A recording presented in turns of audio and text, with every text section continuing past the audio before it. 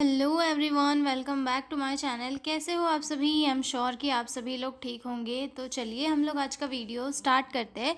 इस वीडियो में हम लोग जो है रेगुलेटरी बॉडीज़ जो है उन्हें डिस्कस करने वाले हैं। मतलब नर्सिंग की फील्ड में कौन कौन सी रेगुलेटरी बॉडीज़ है उसे डिस्कस करेंगे। ठीक है, ये 5 मार्क्स का क्वेश्चन है जिसे मैं आपको बहुत ही सिंपल और ईजी लैंग्वेज में समझाऊंगी। तो चलिए स्टार्ट करते हैं। ठीक है, तो सबसे पहले तो मैं आपको ये समझाऊंगी कि रेगुलेटरी बॉडीज़ होती क्या है। तो रेगुलेटरी बॉडीज़ जो है ऐसी ऑफिशियल ऑर्गेनाइजेशंस होती है जो नर्सिंग प्रोफेशन को कंट्रोल, रेगुलेट और मॉनिटर करने का काम करती है। मतलब ये जो ऑर्गेनाइजेशंस होती है, मतलब हायर अथॉरिटीज़ होती है, वो डिसाइड करती है कि नर्सिंग का सिलेबस कैसे होगा, नर्सिंग वालों का कोर्स क्या क्या होगा। ठीक है, कौन कौन से रूल नर्सिंग स्टूडेंट्स को फॉलो करने होंगे, कौन सा पर्सन नर्सिंग कॉलेज में एडमिशन ले पाएगा, कौन सा पर्सन नहीं ले पाएगा, और एडमिशन लेने के बाद में उसकी क्या प्रोसेस होगी। मतलब क्लासेस कितनी होगी, उसको प्रैक्टिकल कौन कर पाएगा, कौन नहीं कर पाएगा। मतलब सारी जो चीज़ें हैं, जैसे कि हम हमारे इसमें होता है ना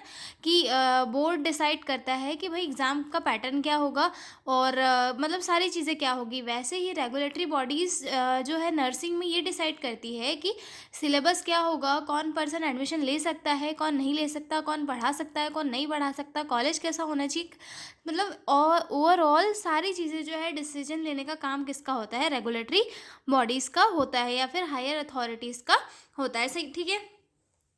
तो अब हम इंट्रोडक्शन से स्टार्ट करते हैं। ठीक है, regulatory bodies in nursing are official organisations that control, supervise and regulate nursing education and nursing practice in a country. मतलब रेगुलेटरी बॉडीज जो है ऐसी ऑफिशियल ऑर्गेनाइजेशंस होती है जो कंट्रोल करने का काम करती है, सुपरवाइज करने का काम करती है और रेगुलेट करने का काम करती है। किसको? नर्सिंग एजुकेशन को और नर्सिंग प्रैक्टिस को। ठीक है, जैसा कि मैंने आपको बताया कि नर्सिंग का सिलेबस कैसा होना चाहिए, नर्सिंग की क्लासेस कितनी होनी चाहिए, कौन कौन से सिलेबस किन किन पार्ट्स में डिवाइड होना चाहिए, कौन सा पर्सन है जो पेशेंट को केयर दे सकता है या फिर बेड साइड पे प्रोसीजर्स कर सकता है, कौन सा पर्सन एडमिशन ले सकता है, क्या क्वालिफिकेशन होगी। ये सारी चीज़ों को डिसाइड करने का काम किसका होता है? रेगुलेटरी बॉडीज़ का होता है। ठीक है, दे ensure that nursing standard, ethics and quality of care maintain. और ये क्या करते हैं कि ये इंश्योर करते हैं कि नर्सिंग का स्टैंडर्ड कैसा होना चाहिए, किन एथिक्स को जो है पर्सन ने फॉलो करना चाहिए, और जो क्वालिटी ऑफ केयर है वो कैसी होना चाहिए। मतलब इन सारी चीज़ों को मेंटेन करने का काम किसका होता है?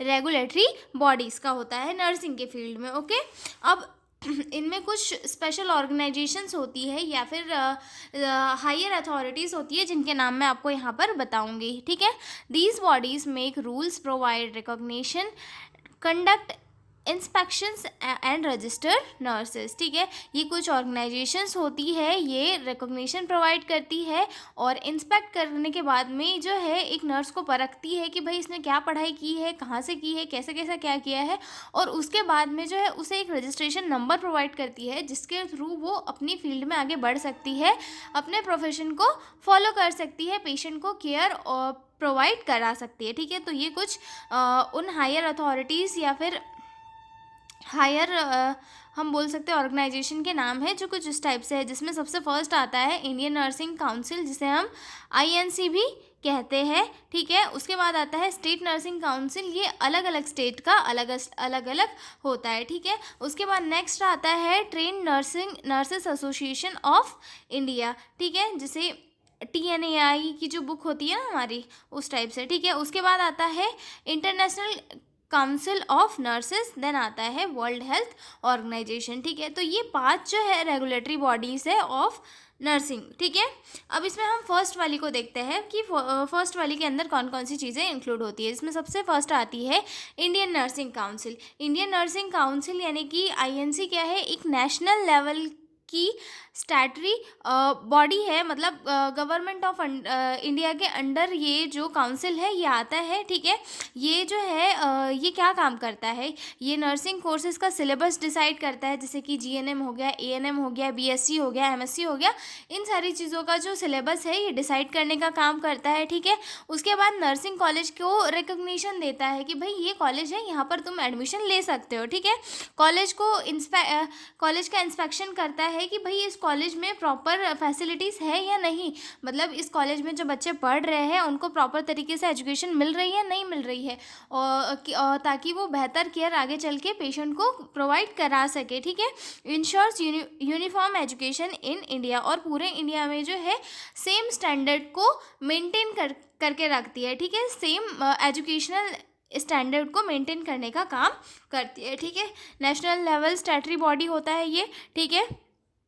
Prescribe syllabus and standard for nursing courses, ये क्या करता है, सिलेबस प्रोवाइड करता है नर्सिंग कोर्सेज के लिए, ठीक है। और उसके बाद जो है इंस्पेक्शन और रिकॉग्नाइज करता है नर्सिंग इंस्टीट्यूट को, और ensures uniform education in India. Okay, ये समझ में आ गया इंडियन नर्सिंग काउंसिल। अब हम अगली रेगुलेटरी बॉडी को डिस्कस करेंगे, state nursing council. Next point आता है हमारा state nursing council. State nursing council, यहाँ ये वर्ड से ही समझ में आ रहा है कि भाई ये हर एक स्टेट का अलग अलग अपना नर्सिंग काउंसिल है, ठीक है। स्टेट लेवल रेगुलेटरी बॉडीज़, और यहाँ पे क्या होता है कि स्टेट लेवल की रेगुलेटरी बॉडी होती है, ये नेशनल लेवल की नहीं होती, ठीक है। Register and renewed licence of nurses, और ये क्या करता है कि नर्सेस को रजिस्ट्रेशन प्रोवाइड करता है, जैसे कि एमपी में एमपी यूनिवर्सिटी रजिस्ट्रेशन प्रोवाइड करती है और लाइसेंस को रिन्यू करने का काम भी करती है, ठीक है। टेक डिसिप्लिनरी एक्शन, और जो डिसिप्लिनरी एक्शंस होते हैं वो लेने का काम करती है, ठीक है। Maintain state register of nurses, और ये जो है नर्सेस का स्टेट रजिस्ट्रेशन मेंटेन करके रखती है, ठीक है। मतलब जो भी एमपी की लेवल के या फिर स्टेट लेवल के जो भी वर्क रहेंगे वो स्टेट नर्सिंग काउंसिल जो है करेगी, ठीक है। उसके बाद आता है train nursing association of India, ठीक है। Train nursing association of India क्या करता है, ये एक प्रोफेशनल ऑर्गेनाइजेशन होता है, मतलब एक कोई भी मतलब ऑल इंडिया लेवल पे होता है और प्रोफेशनल होता है, ठीक है। मतलब यहाँ पे जो है ग्रोथ, जो नर्सिस की ग्रोथ होती है उसे इम्प्रूव कराने के लिए वर्क किया जाता है, जैसे कि TNAI नर्सिंग की ग्रोथ और वेलफेयर के लिए मेजरली काम करती है, ठीक है। प्रोफेशनल ऑर्गेनाइजेशन है ये एक टाइप की, promote welfare and development of nurses, conduct conference and workshops, मतलब जो नर्सेस होती है उनका जो भी स्किल्स होता है उन्हें डेवलप करने के लिए जो वो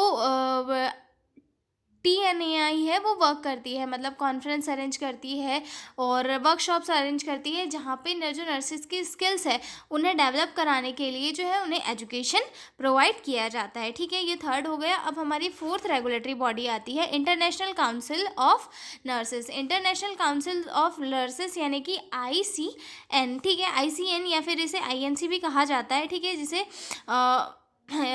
इंटरनेशनल लेवल पे देखा जाता है, मतलब ये जो ऑर्गेनाइजेशन है वो इंटरनेशनल है, मतलब बहुत सारे देशों से, मतलब ओवरऑल जो वर्ल्ड है वहाँ उसमें नर्सेस का जो काउंसिल है वो ये कहलाता है, ठीक है। मतलब ये एक इंटरनेशनल लेवल की ऑर्गेनाइजेशन होती है। ये क्या करता है, ग्लोबल लेवल पर नर्सिंग स्टैंडर्ड को प्रमोट करने का काम करती है, ठीक है। और ये जो है कोड ऑफ एथिक्स भी बनाती है और साथ ही साथ नर्सिंग रिसर्च और लीडरशिप को सपोर्ट भी करती है, ठीक है। मतलब अगर एक सिंपल मैं आपको समझाऊँ तो ICN जो है वर्ल्ड वाइड नर्सेस को रिप्रेजेंट करती है, या फिर उनकी जो रिप्रेजेंटेटिव बॉडी है वो ICN होता है, ठीक है।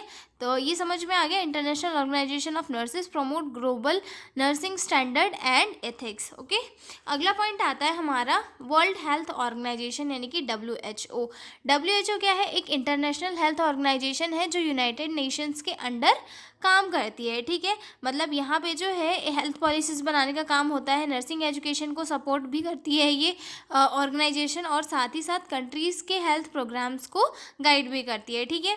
मतलब ग्लोबल लेवल पे हेल्थ स्टेटस या फिर हेल्थ केयर को इम्प्रूव करने के लिए WHO वर्क करती है। तो इसमें नर्सिंग काउंसिल भी या फिर नर्सिंग की जो फील्ड है वो भी इंक्लूड होती है, तो ये नर्सेस को भी एक टाइप से मार्गदर्शन देने का काम करती है, ठीक है। तो ये हो गई हमारी regulatory bodies of nursing complete, और मैंने आपको बहुत ही सिंपल और ईजी लैंग्वेज में समझा दी है, और आई एम श्योर कि आपको जो है ये बहुत ही अच्छी तरीके से समझ में आ गई होगी। तो अब हम मिलेंगे अगले वीडियो में एक नए क्वेश्चन एक्सप्लेनेशन के साथ और बहुत ही ईजी लैंग्वेज में आपको समझाऊंगी। तो मिलता है अगले वीडियो में, तब तक के लिए बाय बाय। और PDF नोट्स चाहिए हो तो डिस्क्रिप्शन में मेरा मेल दिया हुआ है, आप उस पर कॉन्टैक्ट करके PDF नोट्स ले सकते हो। तो मिलता है अगले वीडियो में, तब तक के लिए बाय बाय।